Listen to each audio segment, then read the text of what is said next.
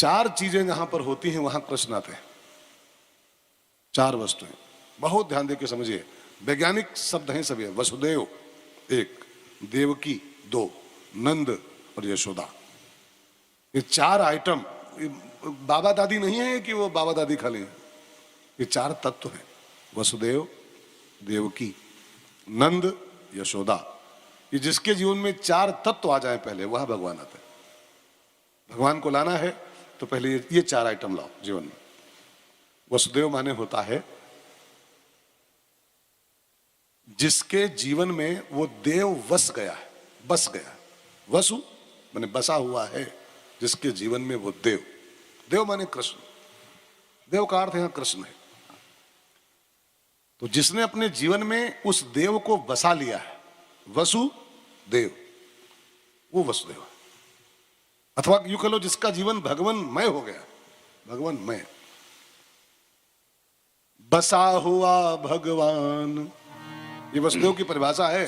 वसुदेव जी नहीं, वसुदेव, जिसने उस देव को बसा लिया है। बसा हुआ भगवान सबके मन मंदिर में, हरि का देवस्थान सबके मन मंदिर में।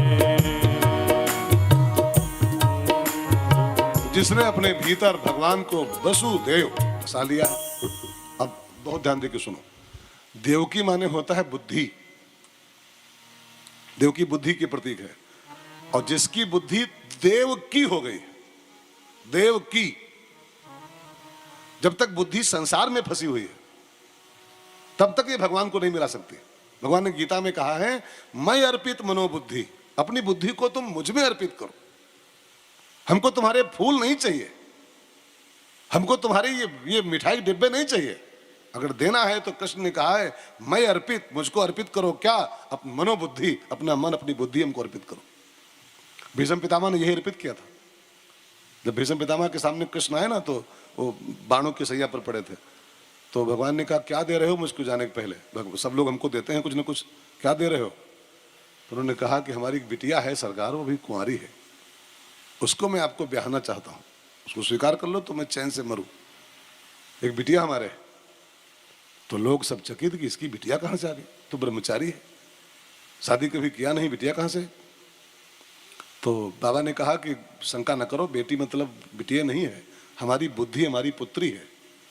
और इसको मैंने अभी तक कहीं फंसाया नहीं है, बिल्कुल कोरी कुंवारी, सेफ, संसार से बिल्कुल अनटच। और उसको मैं चाहता हूं मौत के पहले आपके चरणों में जगह मिल जाए, हमारी बुद्धि आपको अर्पित हो जाए तो मैं चैन से मरूं। तो जिसकी बुद्धि रूपी देव की हो गई, देव माने कृष्ण, देव की बुद्धि, ऐसी कृष्ण अर्पित बुद्धि का नाम होता है देवकी। ठीक है? जिसके हृदय में भगवान बसा हुआ है, देव बसा हुआ है, वसुदेव। और जिसकी बुद्धि देव की हो गई है, ऐसी बुद्धि देवकी। और तीसरा चौथा शब्द है नंद, यशोदा। नंद माने होता है विश्वास, यशोदा माने होता है श्रद्धा, श्रद्धा विश्वास, नंद यशोदा। ठीक है? अब ये वसुदेव, देवकी, नंद, यशोदा, ये चार तत्व जिस दिन इकट्ठा कर पाओगे जीवन में, उसी दिन कृष्ण आपके यहाँ जाएंगे। और जिस दिन कन्हैया का आगमन हो गया, उसी दिन आपके जीवन में बाहर आ जाएगा, आनंद आ जाएगा। तो नंद के जीवन में आनंद आ गया कृष्ण के आते ही। एक और बात जान लो इसी क्रम में, ये चार नाम जो मैंने बताया ना, इसमें चारों नामों में एक अक्षर कॉमन है। गहराई से देखो तो वसुदेव, देवकी, नंद, यशोदा, तो इन चारों नामों में एक अक्षर ऐसा है जो चारों में है। कौन सा अक्षर है? कौन सा अक्षर चारों में? बोलो बोलो। द नंद, यशोदा, देवकी, वसुदेव, दा सब में कॉमन। बाकी अक्षर अलग अलग है लेकिन दा कॉमन। दा माने देना, दा माने दातव्य। तो ये अर्थ भी बन रहा है जिसके जीवन में दातव्य आ गया है, जिसके जीवन में दा प्रविष्ट हो गया है, ला नहीं दा। हम लोगों के जीवन में ला घुसा हुआ है, ला ला लाए रहो, बस लाए रहो, दा कुछ नहीं है, खाली ला। और जब तक ला में हम जुड़े रहेंगे तब तक कष्ट नहीं आएंगे। अपने जीवन को हम जरा मोल्ड करके इस ला को दा में कन्वर्ट करें। दा देना सीखो, देना सीखो। जो देता है वही पाता है। जो बोएगा, पहले देना किसान एक बोरी राशन अन्न खेत में अपने, तो फसल नहीं काट सकता। देने बाद में मिलता है, पहले दो उसके बाद काटो। जिंदगी में अपने दाग को शामिल करो, इन हाथों से कुछ निकले। अभी इन बातों को सुन के कोई ये मत सोचना कि पंडित जी अपने लिए कह रहे हैं। हमको नहीं चाहिए, हमको नहीं चाहिए। हम तो आपके आशीर्वाद से बहुत मस्त जीवन जीते हैं, खूब मस्त जीवन, चकाचक। ये इन सब बातों को सुन के कई लोग शंका करते हैं, ये बाबा लोग दादा इसलिए करते हैं कि अब मंगल को विदाई है तो दा हमको दो, हमको दो। हमको नहीं चाहिए, लेकिन फिर भी हमारे जीवन में दास शामिल होना चाहिए। हम भी दें, आप भी दो। जो देता है वही पाता है, जो नहीं देता है वो कुछ नहीं पाता। परमात्मा को पाना है तो नंद, यशोदा, वसुदेव, देवकी, इन हाथों में दाग को शामिल कर लो। ये हाथ उठे तो कुछ देने के लिए उठे, तो तब भगवान का आगमन होगा।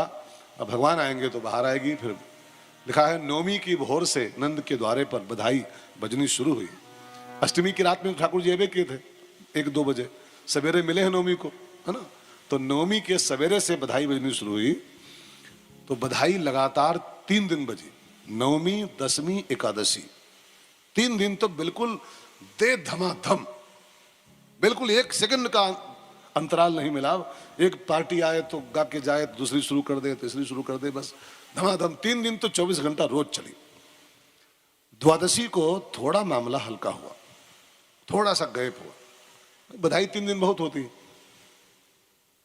लेकिन रामायण की बधाई और लंबी चली थी, राम जी के जन्म की। वहां पर पढ़िए क्या लिखा है, मास दिवस कर दिवस भा, 1 महीने का दिन हो गया था। और रामनवमी का 1 महीने का दिन, 1 महीने तक कब रात होए कब दिन होए कोई जान नहीं पाता था, धमाधम धमाधम। लेकिन नंद के द्वारे पर 3 दिन तो बधाई खूब चली, लेकिन द्वादशी को थोड़ा सा गैप होना शुरू हुआ, थोड़ी सी संख्या कम पड़ी। और जो थोड़ा एकांत मिला कि थोड़ी भीड़ कम पड़ गई है, तो भगवान शिव अपने लाला का दर्शन करने के लिए गोकुल पधारे अकेले में, और जोगी के वेश में आए। और आप सब जानते हो, बहुत वेश बदल करके ऐसे कैसे कैसे भगवान का दर्शन किया। योगीश्वर शंकर जी और योगेश्वर कृष्ण जी मिले आपस में। शंकर जी क्या है, योगीश्वर, और कृष्ण जी क्या है, योगेश्वर।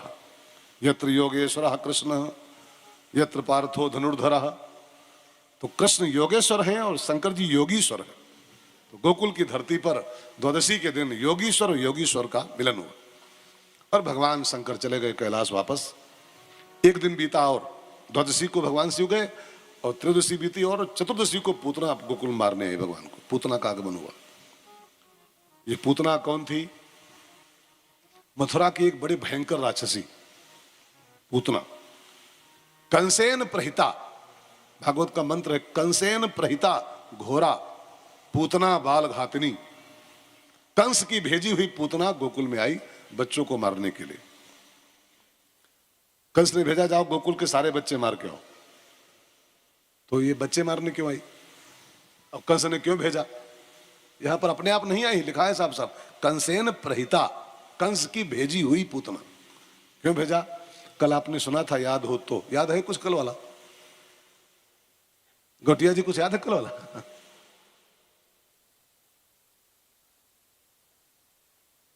कंस ने क्यों भेजा पूतना को? कल की कथा थोड़ी याद करो। कल जब कंस ने उस कन्या को पटकना चाहा ना, वो योग माया को, कि इसको मार दे लड़की को, वो कन्या हाथ से रपट गई, ऊपर जाके बोली तेरा काल गोकुल में पैदा हो गया, मुझको मार रहा है, तेरा काल गोकुल पहुंच गया।